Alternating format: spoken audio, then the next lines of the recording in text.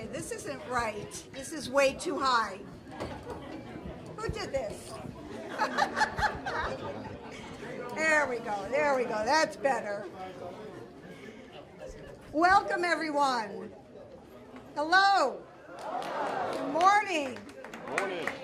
Welcome to the North Day Justice Center's first post-pandemic in-person Law Day celebration. Woo!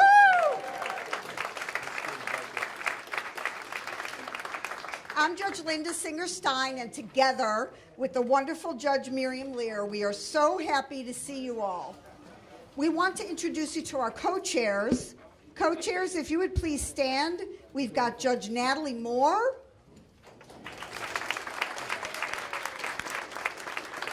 Judge Ayanna Harris, Judge Chaka Ekwaba, and Judge Fred Serafin. And this wonderful event is being live streamed through the 11th Judicial Circuit's YouTube channel. Judge Lear? Thank you. So for over 25 years, the North Day Justice Center has been celebrating our nation's commitment to the rule of law. Our founding fathers created the court system to uphold the Constitution and provide balance to our government.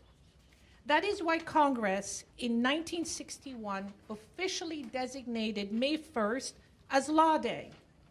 The theme this year is Toward a More Perfect Union, the Constitution in Times of Change.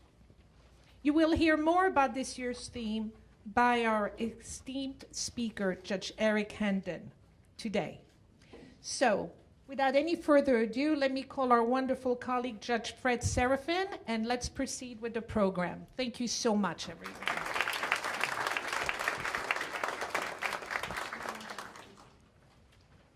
I may want to put that in here. Good morning, everyone. Good morning.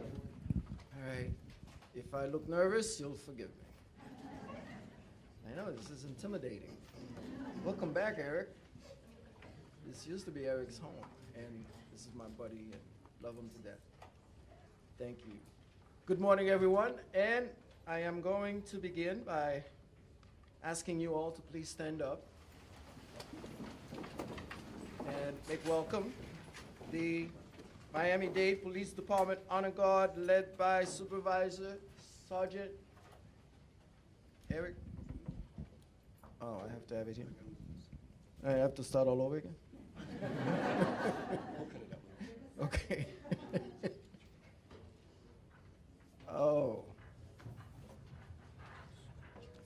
Make room for the, make room. Cool. No, I'm not done. A lot more to say. It's very important that we recognize the gentlemen who are here representing all of our brave police officers, law enforcement officers. And they're here to present the colors led by Supervisor Sergeant Eric Lopez. Honor Guard, Al 10, hoop. Air read, color, Al word, arch, L, L, L, L, L, L, L, L, L, L, L, mark time, march, detail, walk, L, hoop.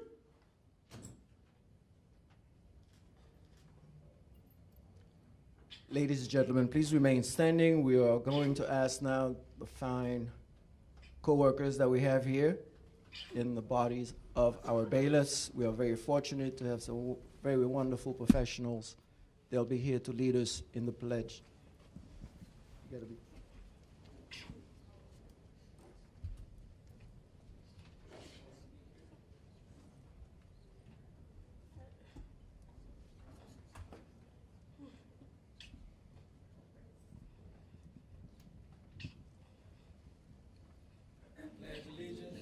Flag of the United States of America, to the republic for which it stands, one nation, under God, with liberty and justice for all. Thank you so much. Arms. Ladies and gentlemen, please welcome Miss Cameron Wheeler, also known as Cammy Liz. I have to tell you that she's the superstars of the Aventura Marketing Council's Young Star Showcase. She's a singer, songwriter, actress, and performer who is a pop powerhouse. Cammy won the National iHeartRadio and Live Music House competition and opened for Billie Eilish, Katy Perry, Sam Smith, and more at Jingle Ball in Los Angeles. She's gonna sing for us.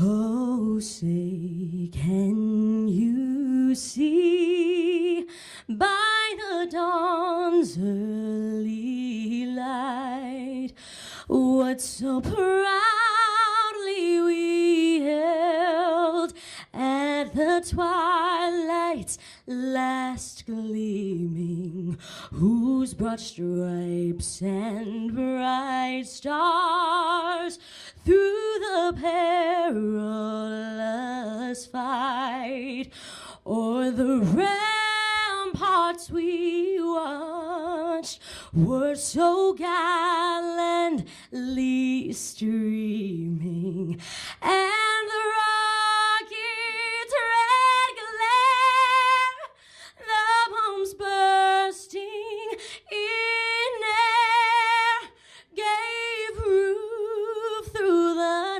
night that our flag was still there. Oh, say, does that star-spangled banner yet wave o'er the land of the free and the home of the brave?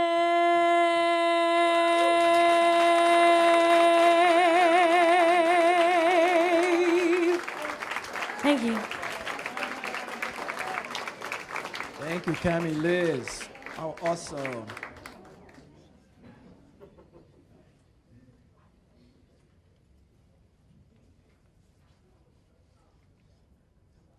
Honor guard, please retire the colors. Carry. Color. Lloyd. Peace. Forward. March. Left. Left. Left. Floyd. Left. Left. Floyd. Left. Left. Floyd. Wait. Left. Left. Floyd. Left. Left. Floyd. Left. Left. Floyd. Left. Left. Floyd. Left. Left. Floyd. Please be seated, everyone.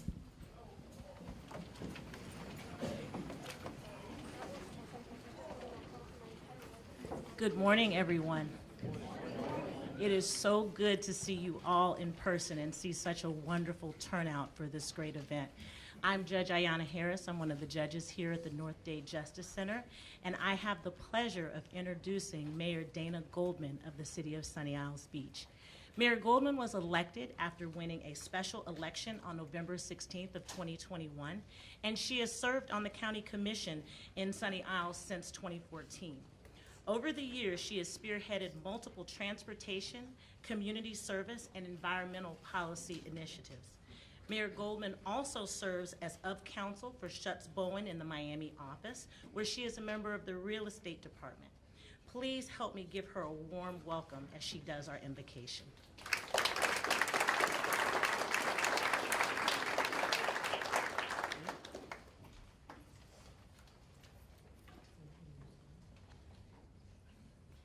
Good morning. How fitting is today's theme for Law Day, Toward a More Perfect Union, the Constitution in Times of Change. Indeed, in times of change. Here, in the company of our esteemed and revered jurists, our law enforcement professionals and personnel, our elected officials, our advocates, and most importantly, our citizenry.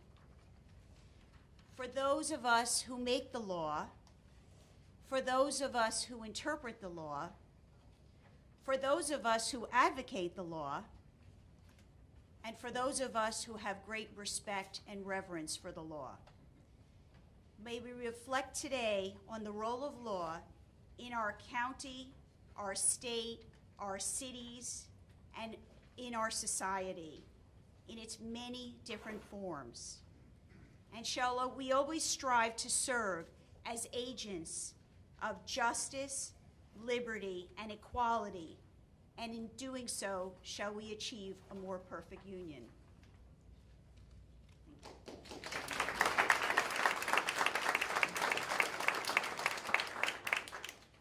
Good morning, everyone. I am Judge Natalie Moore. I work up here in the North Dade Justice Center. It's great to see so many good friends and so many new faces here with us today for Law Day.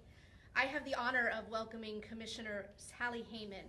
Miami-Dade County Commissioner Sally Heyman is a great friend of the courts, and she displays untiring energy supporting human rights issues, funding for social services, and she's a strong advocate for the protection and care of women and children.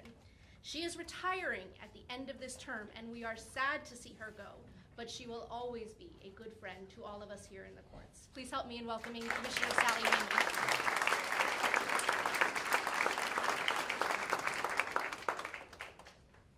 Thank you, Judge. Do you love this mask? RBG.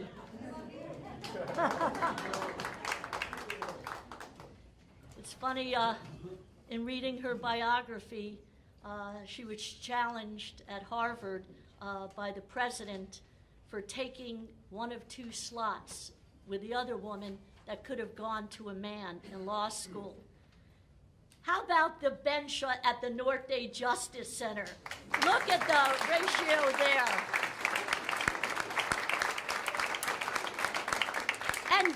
And gender has nothing to do with great justices, so thank you. Ladies and gentlemen, I am honored to be here today. I'm not sure what was on my schedule beforehand, but Law Day has always been a priority. Thank you, Elaine Adler, the Marketing Council, and always the clerk of the courts, our chief judge, for assuring that we get Law Day in North Dade for our community, whether we are elected with separation of powers on any branch of government. We all know the value of law, and I am so proud that North Dade and the North Dade Justice Center host this year after year. I've participated, thank you to Elaine and Judge Stein and others before Judge Stein, to make sure that the community was involved, because at the end of the day, we all are under the rule of law, and most of us understand the value of it. To all of you out there, regardless of your position, and I'm pleased to see so many that I do know as public servants, regardless of having any title, elected or not, fight for the things you care about. Do it in a way that will lead others to join you, and most of you have, for those that I do know. What I have found over the years in my adult life, whether elected or not, is that important issues are not going to go away. They keep coming back. Some we hope never resurface, others we can't wait to join in, modify, better, and pass on. But they do come back again and again. There will be another time, there will be another day.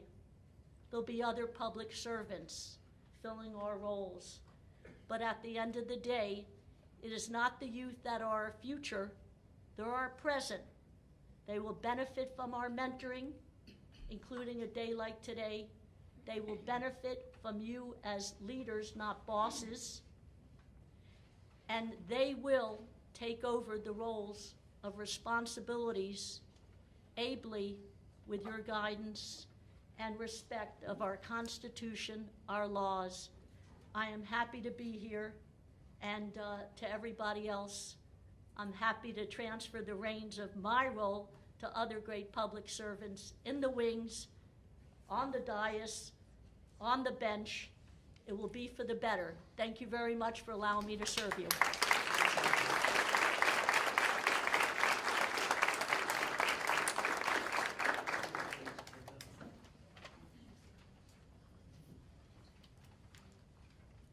I was born privileged, but never more so than now. I'm the only man working with all these powerful women minds, and they keep me online, and I get their wisdom and experience. Thank you, God, for doing that for me. Ladies and gentlemen, we are honored to have so many special guests joining us here today. I'm going to ask you to please hold on to your applause. We're going to read the names, but I insist it's on order that you hold your applause until the end, please. Of course, we just heard from Commissioner Sally Heyman, a dear, wonderful public servant, as everyone else that I will call. Please forgive me if I mispronounce your name. I have this New York and Haitian thing happening, so. Mayor Enid Weissman, Commissioner Billy Joel, Deputy City Manager Brian Puglisi, Police Chief Michael Bentolila, that was from the city of Aventura, by the way. From the city of Sunny Isles Beach, Mayor Dana Goldman, Vice Mayor Jennifer Vizcarra, Commissioner Fabiola Stuyvesant, Commissioner Jerry Joseph, City Manager Stan Morris, Assistant City Manager Susan Simpson. From the town of Surfside, Mayor Shlomo Denzinger. From the village of El Portal, Mayor Omar Nickerson, Christia Alou, Manager. From Florida City, Vice Mayor Walter Thompson. From Indian Creek Village, Police Chief Eisenhut. Guillermo Almedio, Manager. From the village of Bell Harbor, Police Chief Raleigh Flowers. From Day Legal Aid, Put Something Back Program Manager Bruce Levine. This program provides, for those of you who don't know, free civil legal services to qualifying low-income residents. Co-presenter. Okay. Good morning, ladies and gentlemen. My name is Chaka Ihekwa. I'm also one of the judges here at the North Day Justice Center. We would also like to honor our many colleagues and court family who have, joined us. So present with us here, we have Senior Judge Karen Schwartz. We have Senior Judge Mercedes Bach. We have Senior Judge Raphael Steinhardt. We have, of course, our third DCA judge and featured speaker, Judge Eric Hendon, and his honorable wife, Diane Kennedy. We have Judge Carlos Guzman. Judge Carlos Guzman? Okay. We have Judge Mark Bloomstein, whom I think is joining us by live stream. We have Judge Carlos Lopez. We have Judge Gordon Murray, who is our civil administrative judge for the civil court, county court. We have Judge Michael Barquette. We have Judge Betsy Alvarez Zane. We have Judge Julie Harris Nelson. We have Judge Maisha Darrow. I think she stepped outside to take a call. We have Judge Christine Van Deen, who I believe is also joining us by live stream. We have Judge Jacqueline Woodward, who I know is joining us by live stream. We have Judge Luis Perez Medina. We have Judge Marlene Fernandez Caravetsas, who I know is joining us by live stream. And Last of our judges, but most important of all, is Judge Raul Cuervo, who used to be here and just recently went to the criminal courthouse. I also want to acknowledge our court family, our guest list from the Clerk of Courts, and present with us, we have Luis Montaldo, who is the Clerk's Office General Counsel. Yes, he is there. We have Mark Martinez, the Senior Deputy Clerk of Courts. I see Mr. Martinez. We have Doreen Ruggiero, the Senior Deputy Clerk. There she is. We have Paul Collado, the Courts Division Assistant Director. There he is. We have Carissa Nguyen, the manager from the Joseph Caleb Center District Court. Thank you. We have Kenyatta Ellaby, the manager of Hialeah District Court. Oh, he wasn't able to make it, I'm so sorry. We have Jeanette De La Roca, the court's record supervisor from the South Day Justice Center. I hear she last minute was not able to make it. And last but not least, we have our own Shamika McKay, the court's record supervisor here at the North Day Justice Center. Shamika, of course, had to run downstairs to answer some questions. But ladies and gentlemen, you are now free to applaud all our special guests.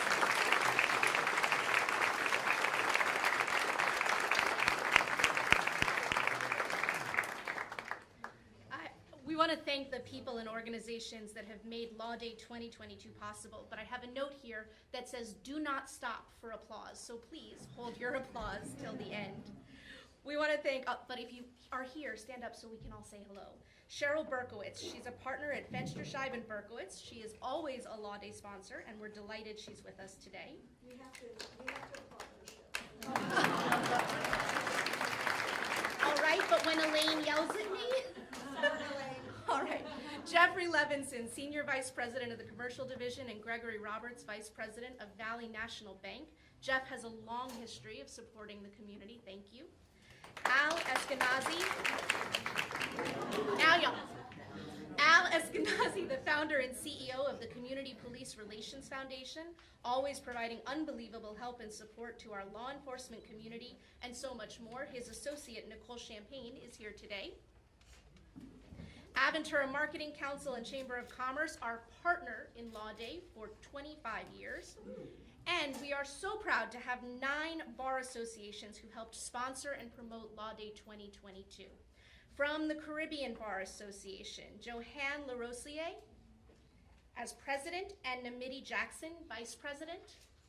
From the Colombian American Bar Association, Adriana Sante Esteban, president. Alex Leon, past president, and Juan Diaz, vice president. From the Cuban American Bar Association, Miriam Soler, president, Javier Le Soto, vice president, and Noria Costa Lopez, director. From the Florida Association for Women Lawyers, the Dade County chapter, Kristen Drectra Paz, president, Diana Mendez, president-elect, and Andrea Benjamin, treasurer. From the Gwinnett Cherry Black Women Lawyers Association, Nakia Ruffin, president, and April Martindale, president-elect. From the Haitian Lawyers Association, Nadine Gedian, president, and Veronique Malabranche, treasurer. From the North Dade Bar Association, Rick Chisover, president, Russ Lazega, past president, Esther Blinn, the essay contest chairman, and Michael Blinn, the former North Dade Bar Association president. And from the South Broward Bar Association, Hacord Curry, president, Ben Pratano, past president, and Chris Tacito, vice president. From the Wilkie D. Ferguson Jr. Bar Association, Travis Randolph, president, L'Oreal Ashkart, past president, and Chris Lomax, vice president. And there are the student sponsors of our student essay contest, attorney Russ Lazega, Florida Advocates, the Haitian Bar Association, and the North Dade Bar Association. And now, ladies and gentlemen, a round of applause for everyone who's helped us today.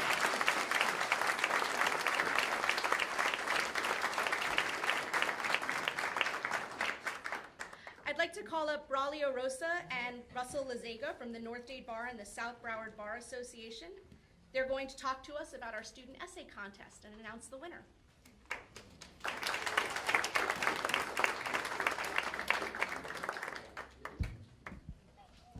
Thank you, Judge. Appreciate. Thank you, Braulio.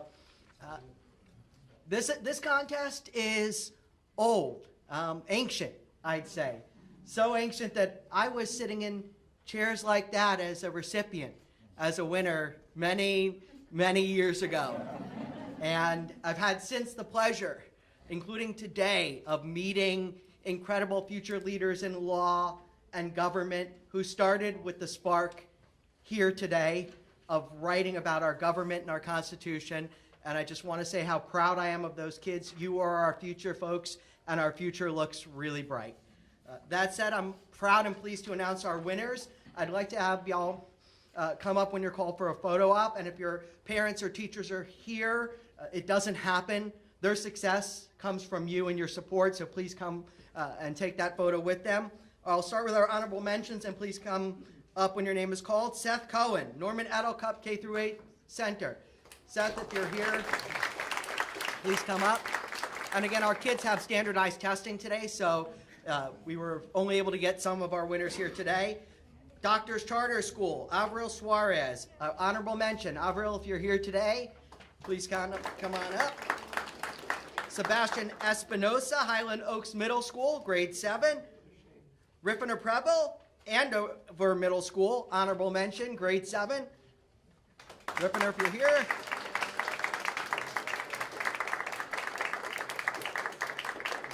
Great to see you. And from our second, and first place winners, third place, Parupa Papri, grade 7, Norman Edel Cup, K-8, if you're here. Don't they deserve a hand? Our second place winner, Anastasia, I'm usually good at names, Mirishkanoko, grade 7, Aventura Waterways. Anastasia, if you're here. And our first place winner, and I know she is here today, Ariel Joseph, grade 7, Doctors Charter School. And I heard you have your dad with you. Come on up, proud dad, you deserve it. A big hand for our kids, and thank you. It's always a pleasure every year to sponsor. All the North Day judges, and maybe Judge Hendon, would you come up for a picture? Excuse me, I was given 60 seconds by the coordinator of this event for many, many years, Elaine Adler. My name is Esther Blinn. I'm the Vice President of Law Day. And almost 30 years ago, or over 30 years ago, Michael Blinn, who's here today, was the president of the North Dade Bar and initiated a one-of-a-kind essay contest limited to 7th and 8th graders.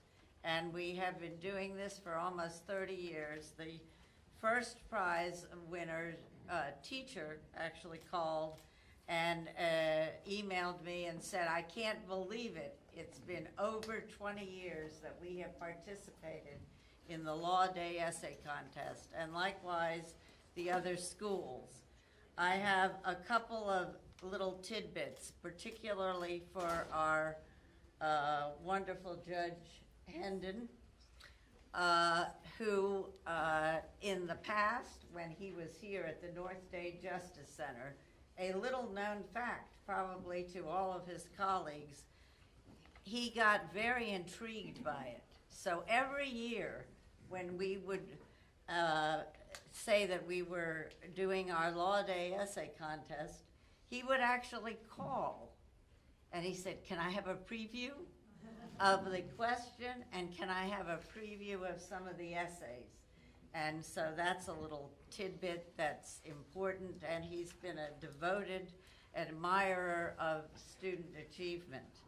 Additionally, the very first entry and winner of the first prize was none other than Russell Lazega, who said and attributes his becoming a lawyer to his winning this contest. And I hope that that will actually be true for our winners today that he's already announced. Perhaps since they were to take the role of a Supreme Court justice, maybe one of them will become a Supreme Court justice after all. The essay itself for the first prize winner is on your handout, as is the question. And you can review it at your leisure. And it's my honor to be here and my honor to participate again over the past, actually over 30 years. I was not an attorney when my husband initiated this, but he recruited me. I was a social work professor to help him read the essays. And we had a number, despite all of the testing, et cetera. The entries were outstanding and numerous, actually. And we'll be back next year.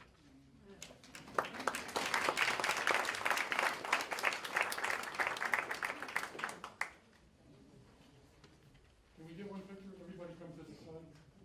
Come on, come on, come on, come on, come on. Out from behind the podium. Come.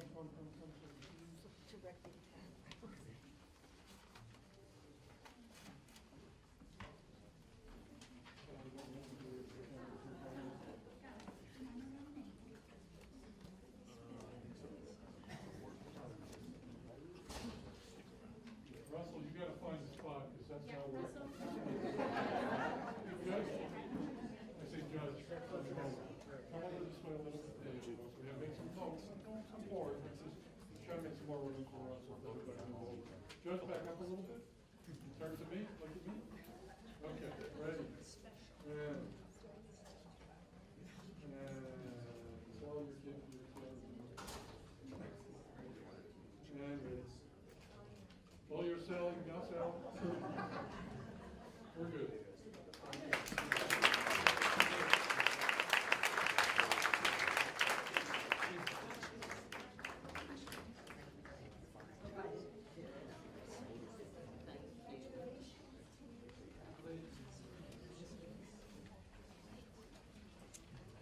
Hello again.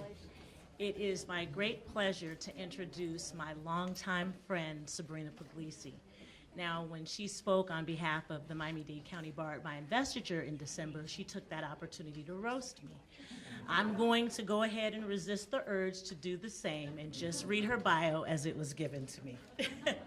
Sabrina Puglisi graduated from the University of Miami School of Law, and she has been a Florida board-certified criminal trial attorney since 2008. Prior to starting her own firm, Puglisi Law, in 2011, she has the unique experience of having worked as both a Miami-Dade public defender in the state and federal offices for the Southern District of Florida, where she gained valuable experience as a trial attorney handling hundreds of different cases from pretrial through trial. Ms. Puglisi is recognized as one of Florida's super lawyers for criminal defense in South Florida's Legal Guide, and she volunteers her time for different voluntary bar associations. She is the president of the Miami-Dade County Bar Association, past president of the Florida Association of Criminal Defense Lawyers Miami Chapter, and director of FACDL statewide. Please help me in welcoming Sabrina Puglisi.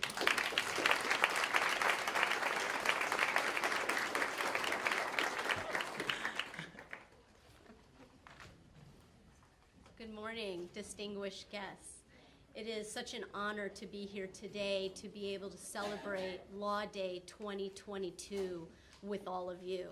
I want to give a special thanks to Judges Singer Stein and Lair and all the judges and all the court personnel that put such a wonderful day and event together for us all to share in today.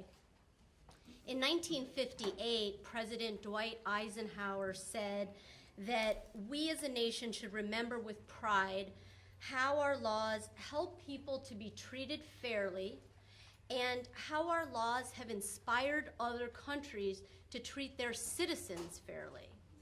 Now, one of the tenets that our founding fathers declared in the Constitution was that we, the people of the United States, in order to form a more perfect union, establish justice. Now, Law Day is a day that has been designed to help people understand how the law keeps us free and how the legal system strives to achieve justice. Now, in the last 2 years, the pandemic has no doubt affected every single one of us in various ways. As a criminal defense attorney, I can tell you that it has personally affected so many of my clients, many of whom have been incarcerated, unable to see family and their attorneys because of lockdowns, court system closed because of the pandemic, not able to have jury trials because they were suspended. All of these things affected them greatly. But part of that justice that we have from our Constitution is innocent until proven guilty, the right to a trial by jury, the right to a speedy trial. Now, the pandemic, and always, the safety and health of our people is of primary importance. And so one of the things that the Constitution has always given us is also the need to adapt and change as necessary. And as a practicing attorney and the president of the Miami-Dade Bar Association, I witnessed firsthand how our community made those changes. Starting with Chief Judge Soto at the time when the pandemic started and continuing with Chief Judge Safey, they, with the Oboda Trial Task Force and 3 distinguished specialists in disease, they worked very hard weekly meetings in order to determine when and how it would be safe for jury trials to return. They worked on how to get courts back up and running again. And they did this through getting virtual system, through Zooms, so that everybody, the litigants, the court personnel, the attorneys, the judges, could appear in court safely at their homes.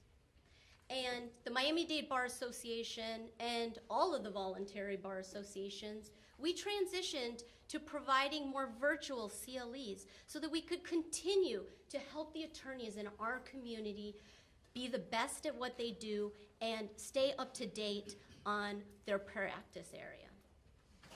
Now, everything that the courts and the voluntary bars have done has been with the goal of ensuring justice. And change can be difficult, but I am proud to call Miami-Dade County my home. I'm proud to have been president of the Miami-Dade Bar Association during this year. And because even in difficult times and times of change, we all strive to work towards a more perfect union. Thank you.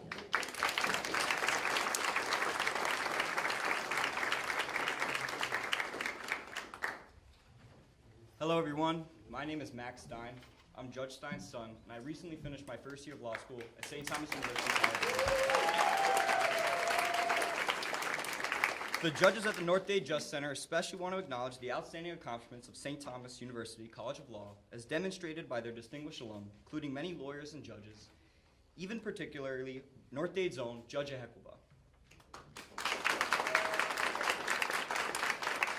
We are very pleased to have several representatives from the school here today, including the president of the university, President David Armstrong, Chief of Staff Tamara James, Dean of the Law School, Dean Tamara Lawson, who I think didn't make it today, but she's here in spirit, Dean Fernandez, Dean Dykes, Professor Kravitz, Professor Rock, as well as Professor Clark, who is now a new dean at our university. Also, we can't forget my peers who are here today as well. Thank you all for your dedication to and support of the Miami-Dade justice system. The last time I participated in a Law Day program was back when I was around 10 years old. When I went to deliver my speech, I couldn't even see over the podium. As usual, Elaine Adler solved the problem by giving me a step stool, and now I'm happy to say I can finally see over the podium. Just like I have grown, the justice system has also advanced and adapted to the changing times. Growing up around my mom's chambers, I remember seeing piles of paperwork overflowing from her desk. And as the pandemic struck, my mom as the administrative judge, as well as all the county court civil judges, went into high gear, shifting from in-person hearings to a virtual platform with lightning speed. I, along with my law school colleagues, experienced these difficult times firsthand as well while going into law school towards the end of the pandemic, dealing with masks, COVID testing, and Zoom classes. These were all things no one expected, yet St. Thomas did a great job at facilitating a learning environment through these challenging times. As I've been told many times by my professors, the Constitution is a living document. Given the uncertainty and changing expectations in the legal world, our profession needs to live up to the words by seizing the opportunities that these new advancements will bring. Clearly, our goal is to provide the best representation for our clients, and one of the great results of the technological advancements is the ability for lawyers to zealously represent their clients productively and cost efficiently. Given these times of change, I am extremely proud to be a law student at St. Thomas University, and I'm looking forward to joining the esteemed members of the bench and bar in Miami-Dade. I am also grateful because Judge Eric Hendon, who is our featured speaker today, offered me a once-in-a-lifetime opportunity to be his intern this summer. Thank you very much for attending. And thank you all.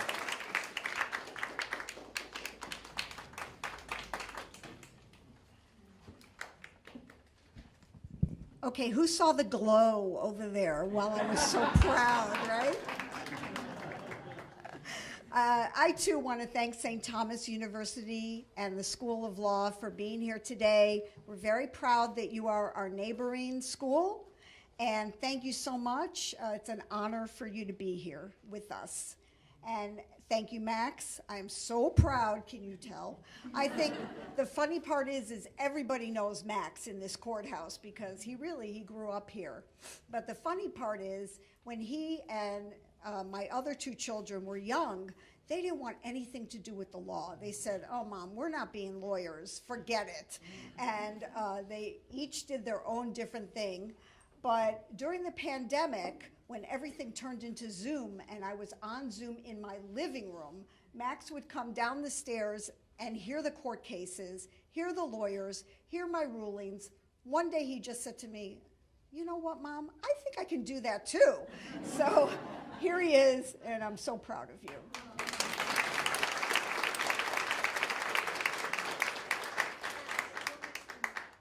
Oh, a picture?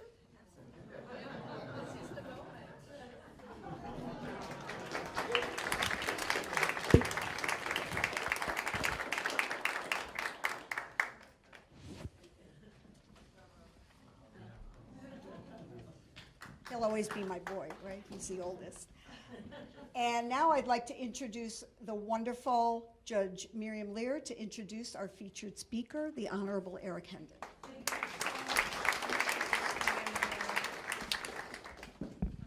Good morning again, everyone. It is such an honor and privilege to introduce truly my dear friend Eric Hendon and my husband's dear friend as well. Welcome home, Judge Hendon. No easy feat to condense in 3 minutes all of your accomplishments. So these are going to be highlights of Judge Hendon's career. So Judge Hendon was a county court judge here at the North Dade Justice Center, as many of you know, for many, many years, before he was elevated to the Circuit Court and then the 3rd District Court of Appeal, where he now presides. As you will hear, Judge Hendon has dedicated himself to the law and public service, often fighting to right injustices. Judge Hendon was born to a Bahamian mother and a Floridian father. His dad was in the Army, and the family moved around a lot, as military families often do. But when Judge Hendon was about 2 years old, they moved to Florida. Judge Hendon attended the University of Florida, where he decided to major in English on the advice of his guidance counselor, who said it would be the best degree to prepare him for law school. And it was. While in law school, Judge Hendon was a certified legal intern at the Public Defender's Office in Jacksonville, where he was assigned to the Felony Trial Division, where he assisted with case preparation and legal research. It was at the time the only unit with 2 African-American lawyers, and they became his mentors. After that experience, Judge Hendon decided to pursue a career in the criminal justice system. After law school, he applied to the state attorney's office and the Public Defender's Office in Miami-Dade, and received job offers from both. Ironically, the start dates for both jobs were the same day. Couldn't believe this when I read that. So he went to the courthouse where both offices were housed, and back then that's how it was, and still not sure which position to accept. But fate had it that he exited the elevator on the 6th floor and saw the sign, State Attorney's Office. So the path was chosen. And Judge Hendon started his career in the appellate division and later transferred to the felony division, where he remained until he left in 1981 to become Director of Legal Services for the James E. Scott Community Association, JESCA, where Judge Hendon supervised a staff of attorneys, paralegals, and clerical employees. From 1984 to 1990, Judge Hendon worked in private practice and represented clients before the county, circuit, and federal courts of South Florida in civil and criminal and administrative matters. He also represented clients before the 3rd District Court of Appeal and the Florida Supreme Court. Judge Hendon was appointed to the bench by Governor Jeb Bush in 1999 and was assigned to the County Court Criminal Division and later to the County Civil Division and became our very special colleague right here in North Dade. And I actually occupy your office now.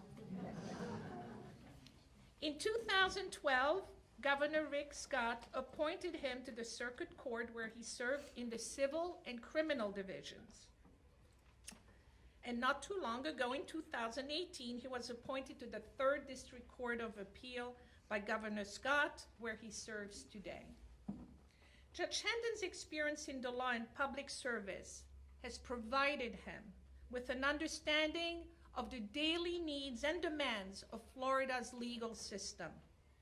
Judge Hendon has another very important connection to the State Attorney's Office as he met his beautiful wife, Diane, that I consider a friend as well. Welcome, Diane. He's also the proud father of his very accomplished son, James, and wife, who is also in her own right a very accomplished young lady, Christine, and his 2 beautiful grandchildren, Grace and David.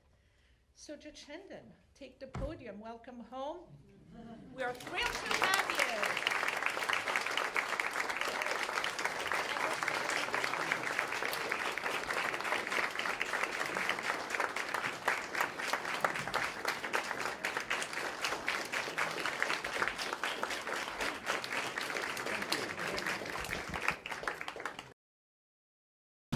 Glad to be back. This is home. I had a conversation with Judge Stein yesterday, and I was telling her, you know, I've worked in 4 courthouses during my 21 years on the bench. The best experience I had working at any courthouse was here at North Dade. Yes.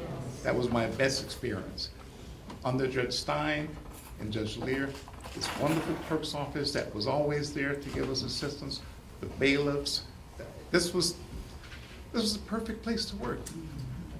Not only that, where can you go where you got a fire department 1 block away and a police department 2 blocks away? And all the restaurants you can want right on Biscayne Boulevard. It's perfect. Law Day was always a great experience here.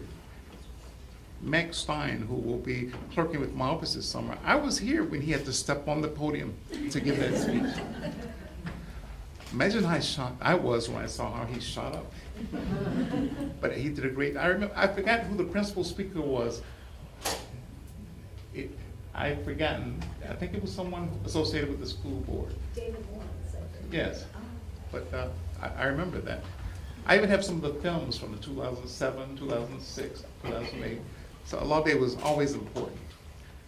Planning for it with the planning group, with Ms. Adler and the Aventura Council, with the student essays. It was always something to look forward to. I really enjoyed it. Today, our task, my task, is to talk about our enduring Constitution. Let me tell you how it's going to start. First, I'm going to give you a little history, but then you're all going to be back in law school. Even those of you who haven't been in law school, you'll be in law school for a little while today. So I'm going to discuss 5 cases to show how our Constitution, written 231 years ago, is as relevant today as it was then. Let's start with the history. I'm not a law professor, so I'm going to read my remarks. The early settlers of this country came here from several European countries, including Great Britain. There were also many indigenous tribes that were already here when the settlers arrived. Over the years, although many other nations attempted to hold sway over this land, Great Britain ended up supervising all of the colonies.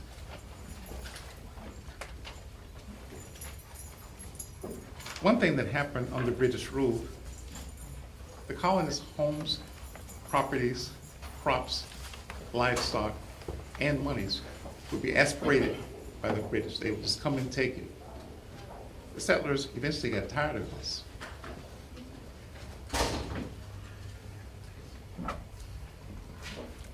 Back then, even the British soldiers would come if they wanted to move you out of your house, take over your property.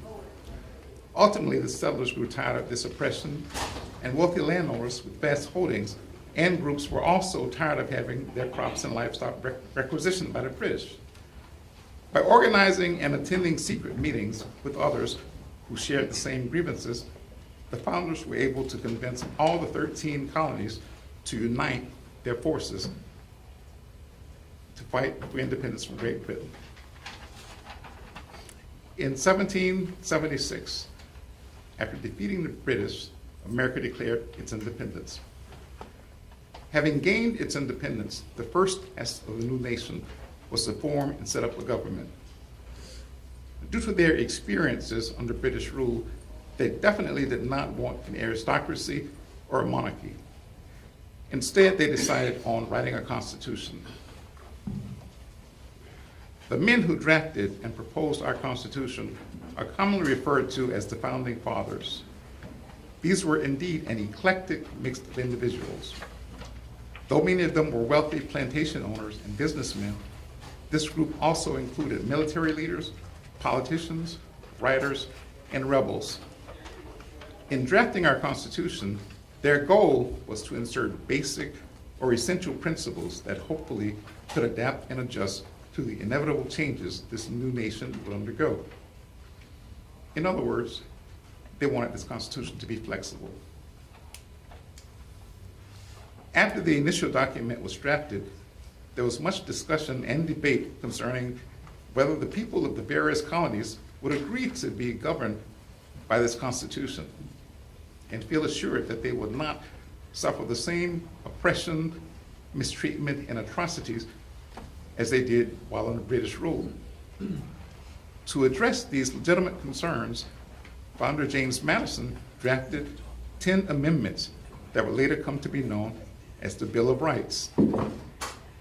These amendments, if ratified by the states, would be rights that are expressly enumerated rights guaranteed to all and would become a permanent part of our Constitution. Now you're going to hear that phrase a lot, this expressly enumerated rights. In 1791, 15 years after America declared its independence from the British, all of the then existing states ratified the new Constitution and its Bill of Rights. Although our Constitution was adopted over 231 years ago, the foresight and careful drafting of the founders did indeed give our Constitution the flexibility they intended it to have as it relates to how we're governed to this day. I will provide you with some examples of how our United States Supreme Court applies constitutional provisions written 231 years ago to contemporary and not so contemporary factual scenarios when presented with these cases. First, before we talk about the cases, I'm going to read to you 3 of the amendments, the First Amendment, the Third, and the Fourth. Those will be involved in the cases we discuss. The First Amendment says, Congress shall make no law respecting an establishment of religion or prohibiting the free exercise thereof, or abridging the freedom of speech or of the press, or of the right of the people to peaceably petition the government for redress of grievances. The Third Amendment says, no soldier shall in time of peace be quartered in any house without the consent of the owner, nor in time of war, but in a manner to be prescribed by law. And the Fourth Amendment, the right of the people to be secure in their persons, houses, places, and effects against unreasonable searches and seizures shall not be violated, and no warrants shall issue but upon probable cause supported by oath or affirmation, and particularly describing the place to be searched and the persons or things to be seized. Now we get into the case law. This first case is about our constitutional right to the free exercise of religion. This is the case of Cantwell versus Connecticut, decided by our Supreme Court on May 20th, 1940. Jesse Cantwell was a practicing Jehovah's Witness who resided in the state of Connecticut. One of the teachings and fundamentals of his religion is that they practice their faith by preaching or witnessing the virtues of their faith to other individuals to educate them about their religion with dialogue, reading materials, and sometimes audio recordings that discuss their religion. They also generally solicit donations from the people they interact with to help support their ministry and their mission. At that time, the state of Connecticut had a statute that required anyone soliciting funds to obtain a state-issued certificate or permit from the Secretary of the Public Welfare Council before they could solicit funds from the public. Before a certificate of this type could be issued, the secretary had to determine whether the cause was a religious one or was a bona fide object of charity or philanthropy, and whether the solicitation conformed to reasonable standards of efficiency and integrity.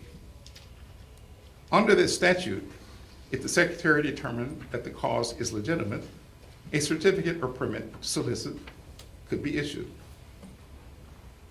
One day, Newton Cantwell and his 2 sons were preaching or witnessing in a neighborhood in New Haven, Connecticut, going door to door with their books, pamphlets, and portable record player. Although they did not have a permit or certificate, they approached 2 citizens and with their permission, played the recordings to them. Afterwards, one of the citizens called the police on them. The Cantwells were arrested for being in violation of the Connecticut statute and for breach of the peace by playing their record player. In court, the Cantwells argued that to require them to get a certificate or permit from the Secretary of the Public Welfare Council would impose a prior restraint on the exercise of their religion. They were convicted in the state court, and their convictions were upheld by the Connecticut Supreme Court. Since the free exercise of religion is a, wait on it, right enumerated and guaranteed by the Constitution, the United States Supreme Court heard their case. In reversing and overturning their convictions, the Supreme Court held that the Connecticut statute, as applied to the Cantwells, deprived them of their liberty without due process of law, in contravention of the 14th Amendment. The fundamental concept of liberty embraced in that amendment embraces the liberties guaranteed by the First Amendment. The First Amendment that I read to you declares that Congress shall make no law respecting an establishment of religion or prohibiting the free exercise thereof. The Cantwell case that was decided nearly 150 years after our Constitution was adopted was the first case in which the Supreme Court applied the First Amendment freedom of religion rights to the states by way of the Due Process Clause of the 14th Amendment. That's the first case. We got 4 more cases to go. The next case involves the First Amendment's right of the people to peaceably assemble. This is a case from our Supreme Court, U.S. Supreme Court, in the case of Coates v. City of Cincinnati, decided June 1st, 1971. The City of Cincinnati, Ohio, enacted an ordinance making it a criminal offense for 3 or more individuals to gather on a public street and conduct themselves in a manner annoying to persons passing by. Coates, a college student, along with others, were picketing in regards to a labor dispute. Officers from the Cincinnati Police Department arrested Coates and the others and charged them with violating the ordinance.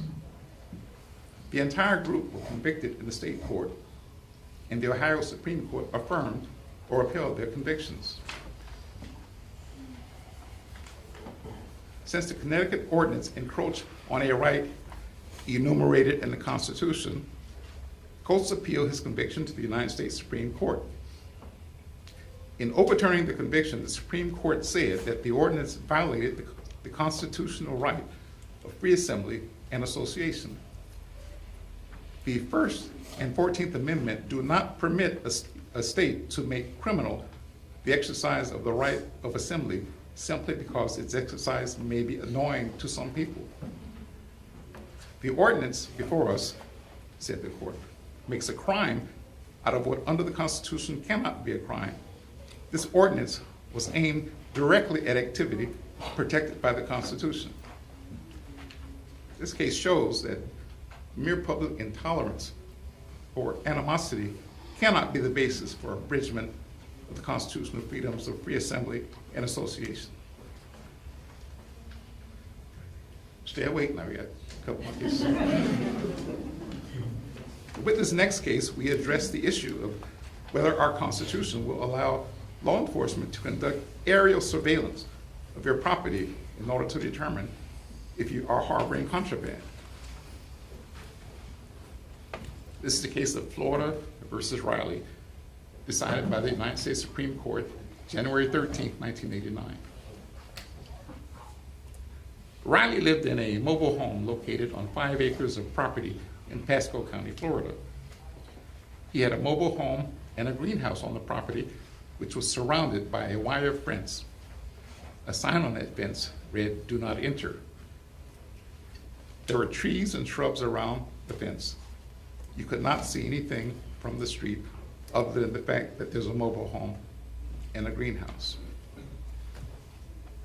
One day, the Pasco Sheriff's Office received an anonymous tip that marijuana was being grown on the property.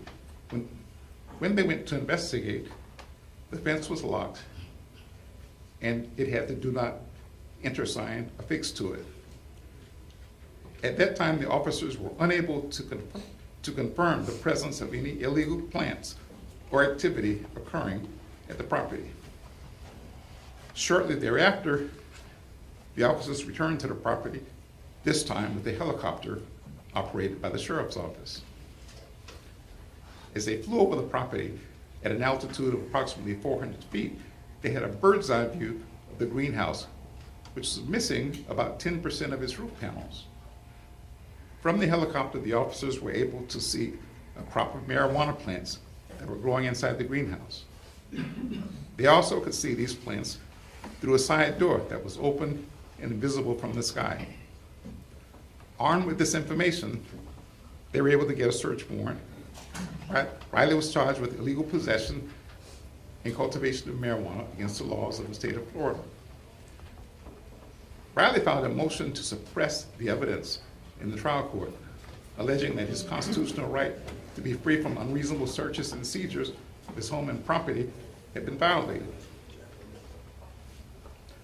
The trial court granted his motion to suppress the evidence. A state appellate court reversed the trial court and reinstated the charges. He then appealed to the Florida Supreme Court. The Florida Supreme Court reversed that district court's decision and reinstated the trial court's order suppressing the evidence. The case ultimately went before the United States Supreme Court, since it involved the applicability of the Fourth Amendment protections to an aerial search. At the United States Supreme Court, Justice White, along with Justice Kennedy and Chief Justice Scalia concluded that the Fourth Amendment does not require the police traveling in public airways at an altitude of 400 feet to obtain a warrant in order to observe what they could reasonably have, what they could see with their naked eyes. Riley could not have reasonably expected to have any privacy with anything that can be visibly seen by anyone over the property. As a general proposition, the police may see what can be seen from a public vantage point as long as they are in a place where they have a right to be. The Fourth Amendment simply does not require a warrant in order to observe what is visible to the naked eye. Now think about it. In 1791, the founders could not have predicted or anticipated aerial surveillance. There were no planes, helicopters, drones, or jetpacks in existence at the time. However, the language of the Fourth Amendment is as relevant now as it was then. Given the circumstances, Riley could not have had a reasonable expectation of privacy with respect to things that could be seen by the naked eye. With this next case, we address whether, without consent, our Constitution would allow your cell phone to be searched for possible evidence of criminal activity without a search warrant having been issued. This is a case of Riley, a different Riley, Riley versus California, decided by the United States Supreme Court, June 14, 2014. David Riley was stopped by a California police officer for driving with an expired tag. During the stop, the officer discovered that Riley's driver's license had also expired. I told you you'd be in law school for a little while.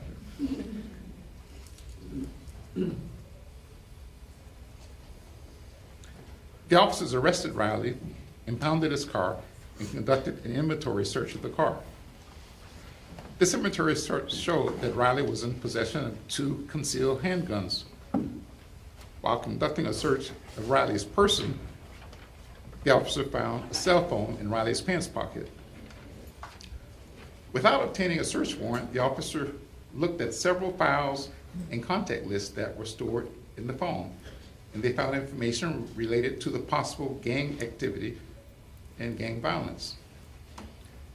At the police station, about 2 hours after Riley's arrest, the police brought in a detective who specialized in gangs to further examine the contents of Riley's cell phone in search of evidence of criminal activity. During their search of Riley's cell phone, they found several photos and videos, one of which connected Riley with a gang shooting that they just happened to be investigating. Riley was subsequently charged with that shooting. Prior to trial, Riley moved to suppress all of the evidence that the police had obtained by searching his phone without a warrant.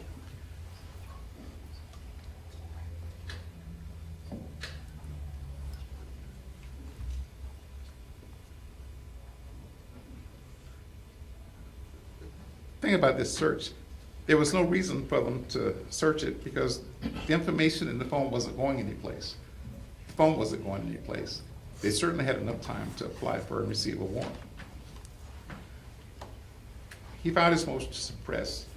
The trial judge denied his motion to suppress the evidence. This evidence was used during his trial and he was convicted. The California Court of Appeal affirmed his conviction. The California Supreme Court denied his petition for review. In 2014, the United States Supreme Court agreed to hear the case since it involved a fundamental right expressly enumerated within the Constitution. In reversing Riley's conviction, Chief Justice Roberts said, I'm paraphrasing, cell phones are different from other objects that might be kept on an arrestee's person. Many of these devices are in fact mini computers that also happen to be able to be used as telephones, cameras, video players, Rolodexes, calendars, tape recorders, libraries, diaries, albums, televisions, maps, or newspapers. Modern cell phones are not just another technological convenience. With all they contain and all they may reveal, they hold for many Americans the privacies of life. The fact that technology now allows an individual to carry such information in his hand does not make the information any less worthy of the protection for which the founders fought. The ruling of the court, and the bottom line, is that the officers should have sought and obtained the search warrant before retrieving the information from his cell phone. With this next case, and we're almost done, just got I remember being in law school. It was like on and on. With this next case, we address the issue of whether the Constitution would sanction or allow the search of a private home because a trained narcotics dog alerted, signaling the presence of contraband. This is the case of Florida versus Jordanis, decided by the United States Supreme Court on March 14, 2013. On November 3rd, 2006, the Miami-Dade Police Department received an anonymous tip through its Crime Stoppers tip line, which said that the Jordanis residence was being used as a marijuana grow house. When the detectives went to the house, it was approximately 7 a.m. in the morning. There were no vehicles in the driveway.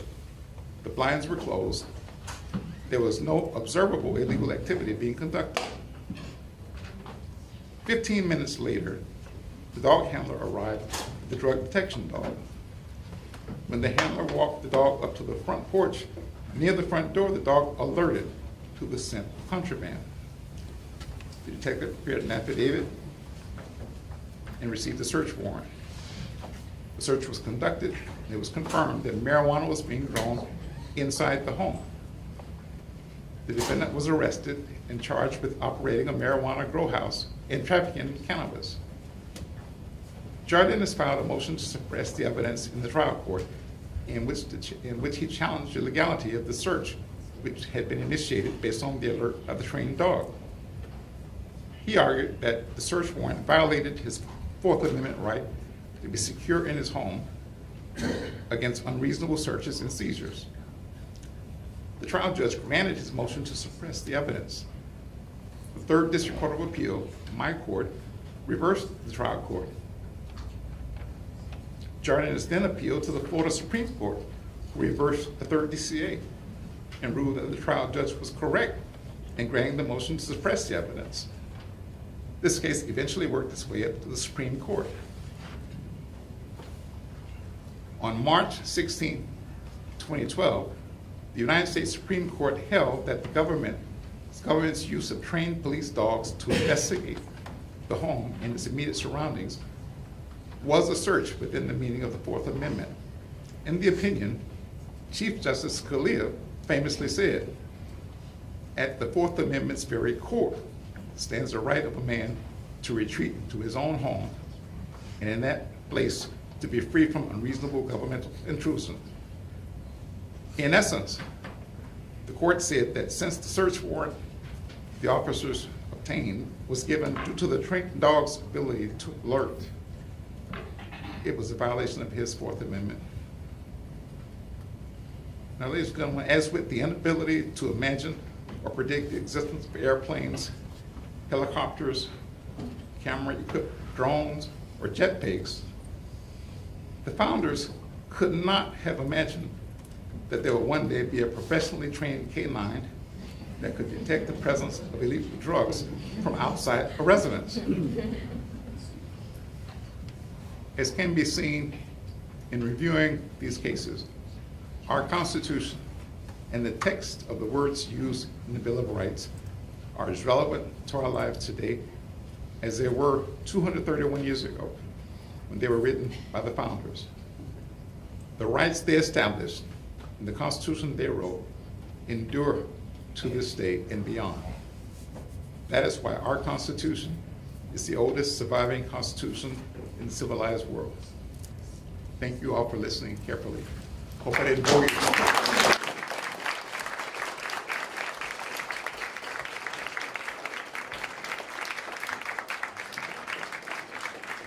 All right, wait.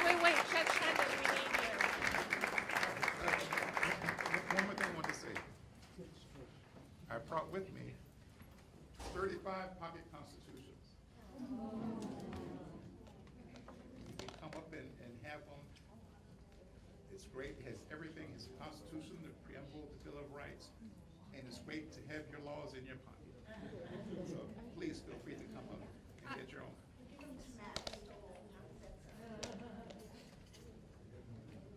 Judge Hendon, your remarks made us better understand the legal process that protects our liberties today. So you were very much on point, and we appreciate everything that you've done for us and your hard work.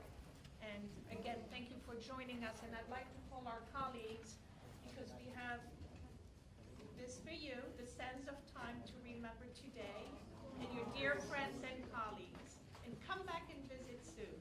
I will. For lunch at Moe's.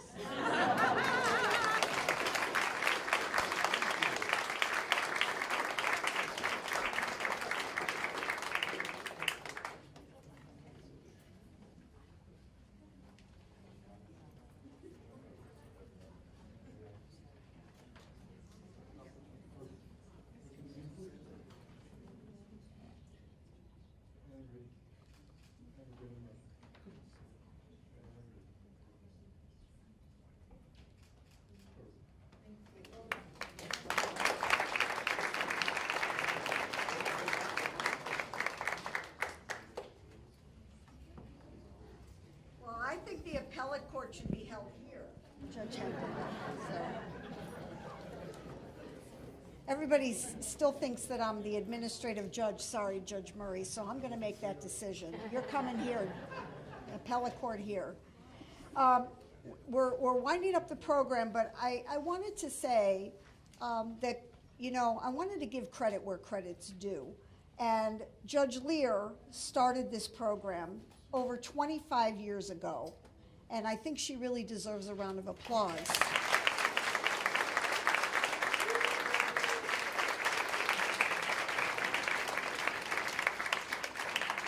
We're a team Yes, forever. we are. We're oldies but goodies, right, Judge Steinhardt? So we also want to thank so many people quickly. This program would not be a success year after year without our forever partner who's hiding behind the flag, Elaine Adler, the president of the Aventura Marketing Council. Thank you, Elaine, for your dedication and support. Now, North Dade is famous for working together as a family, and the courtrooms look so festive, as always, because of the hard work and talent of my amazing judicial assistant, Maria Luisa Matos, who's also hiding.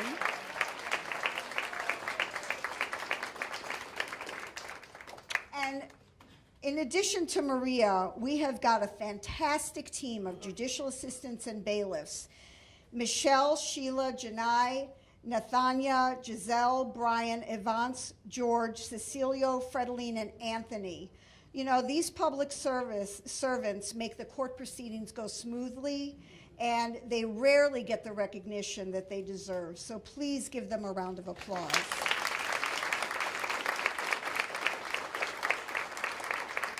And we just have to give a shout out to Mateo Gomez, who's our lifetime intern for about 12 years now.